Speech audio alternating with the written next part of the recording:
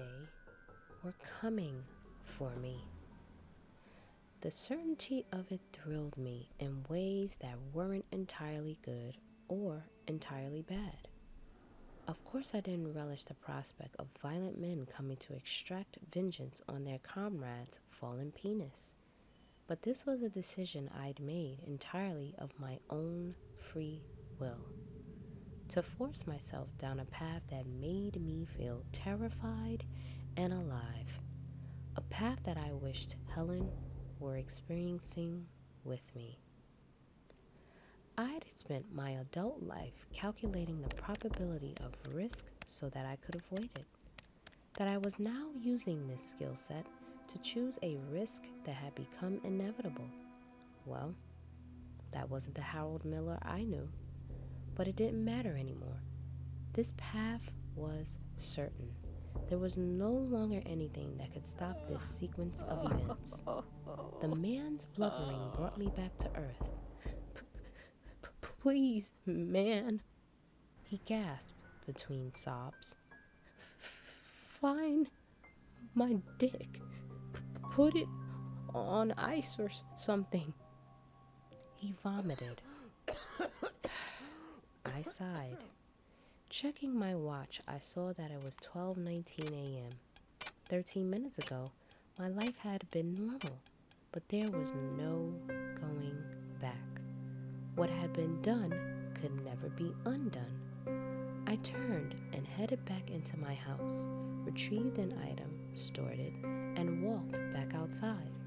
Several neighbors had turned on their lights so that they could witness the commotion behind the perceived safety of glass windows. Very few people in this neighborhood fired desert eagles or emptied human scrotum on front lawns. Helen and I had chosen this house because the environment was largely uneventful. In fact, nearly every dwelling featured double-panned insulation, which ensured that we never heard unwelcome voices or meetings of sexual congress from even our closest neighbors.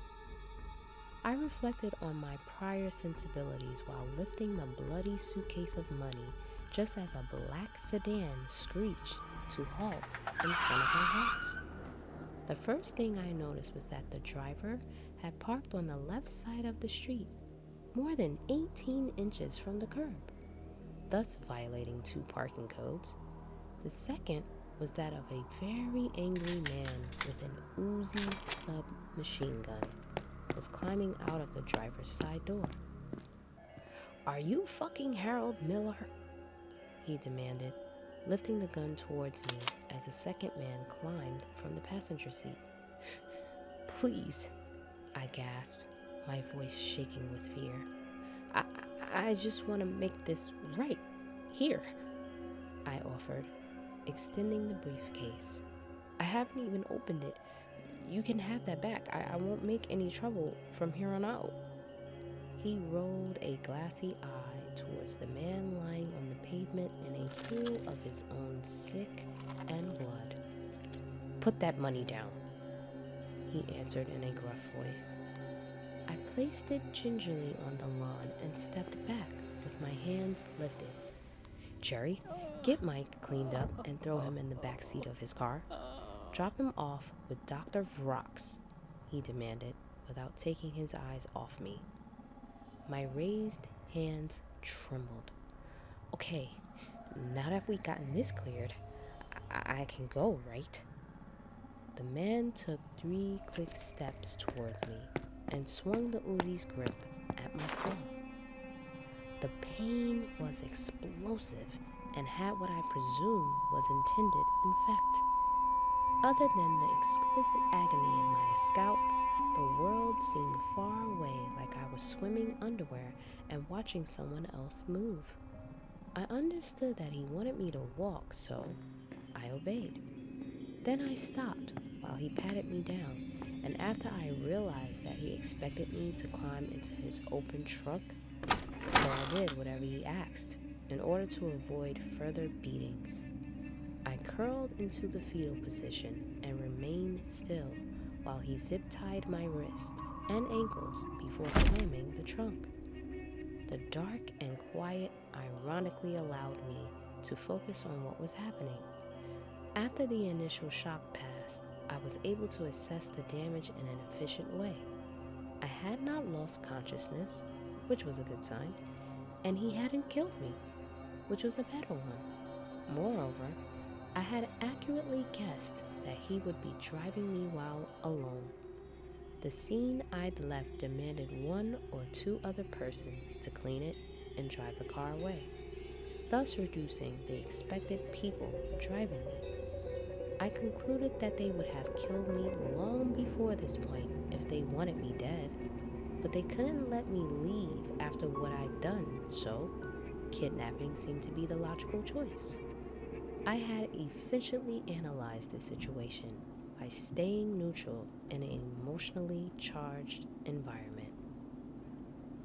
It was highly fortunate that I was wearing pajama pants with an elastic waistband with no zipper. I was able to expose my bare ass with both hands tied behind my back. Sliding my fingers towards my anus, I let out a deep breath and pushed. I didn't anticipate the smell associated with passing a Swiss Army knife out of my rectum. But in hindsight, it should have been obvious. I made a mental note to remember that fact next time I was running a biannual risk evaluation / assessment status statement at work. A sudden jolt of fear and dread landed in my stomach as I realized how likely it was that I would never see the inside of my office again. I shook the thought away and focused on the task at hand. Survival depended on careful analysis, so I pooped the Swiss Army knife into my waiting palms and opened the blade. The wrist zip ties broke after steady sawing, and my ankles were free shortly after, allowing me to pull up my pants once more. I had been correct in concluding that due to my appearance, my attacker would suspect a full-body cavity search was unwarranted. But the extreme closed space of the trunk ensured that my error in overlooking the scent factor meant a lingering price to pay. After noticing the texture on my knife's handle, I wiped some excess poop nuggets onto my pajama pants before realizing too late that I should have searched for a rag instead.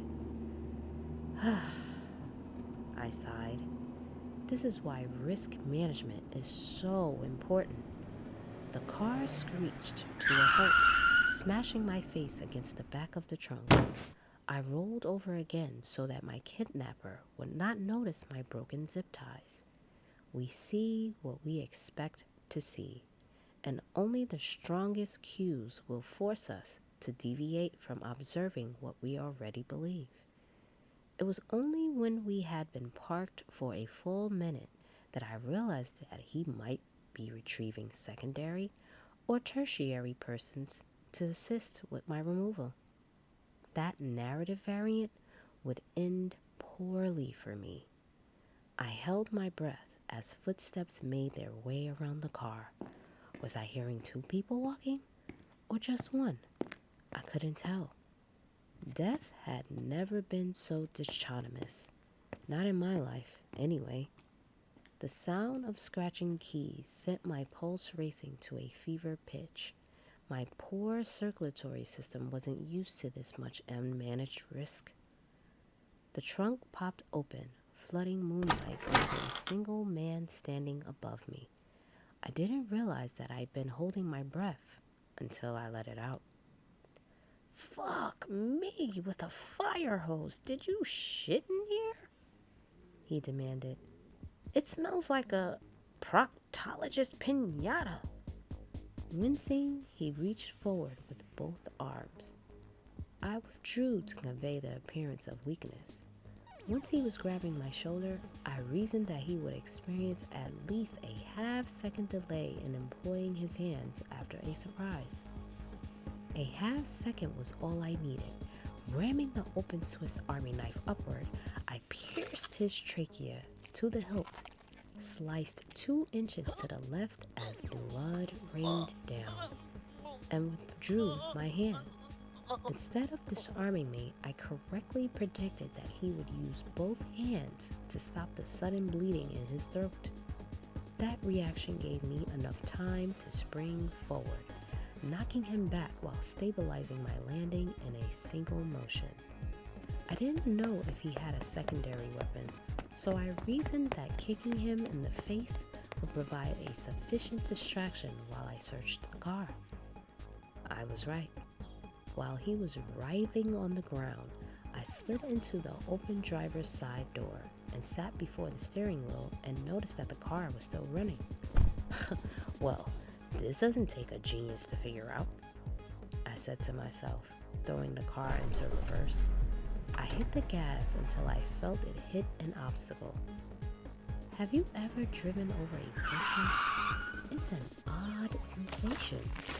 The mind simultaneously warns that what's beneath the car is both far too big to go under the tire, yet much too small to seem human.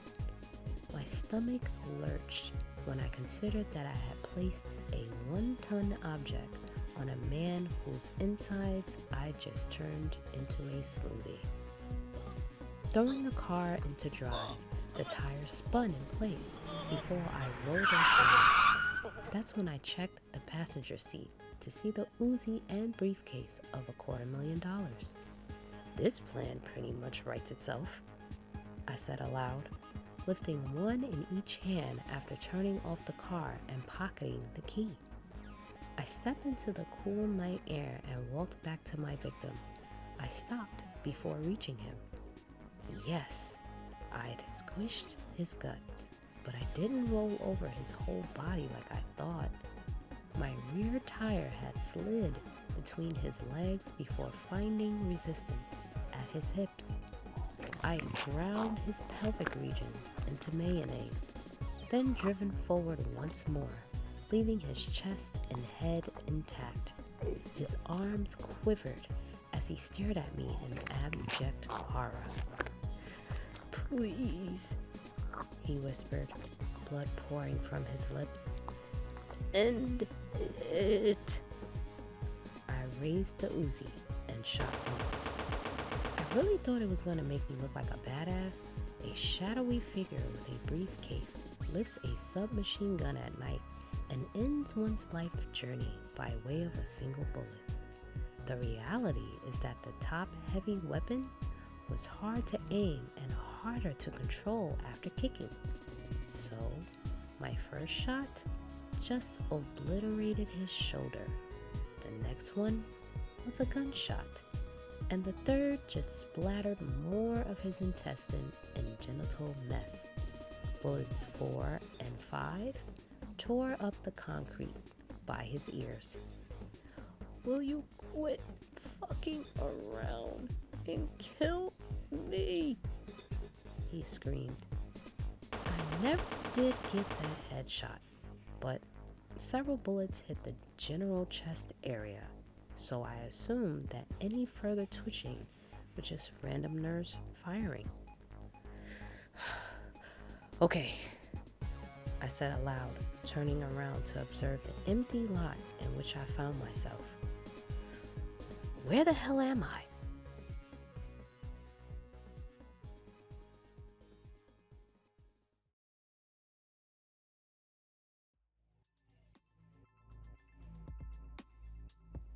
Good evening, my creepers and creepettes. Thank you for listening, and I hope you enjoyed tonight's story.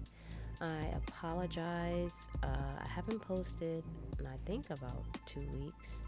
I was on vacation in Vegas, and I had a wonderful time. And if I had to do it over again, I would. Definitely. But what do you guys think of this story? I think Harold has a very calculated way of working with people. Don't you think?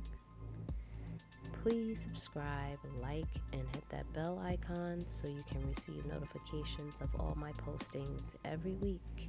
And I will see you ghouls soon. You never know. what goes bump in the night.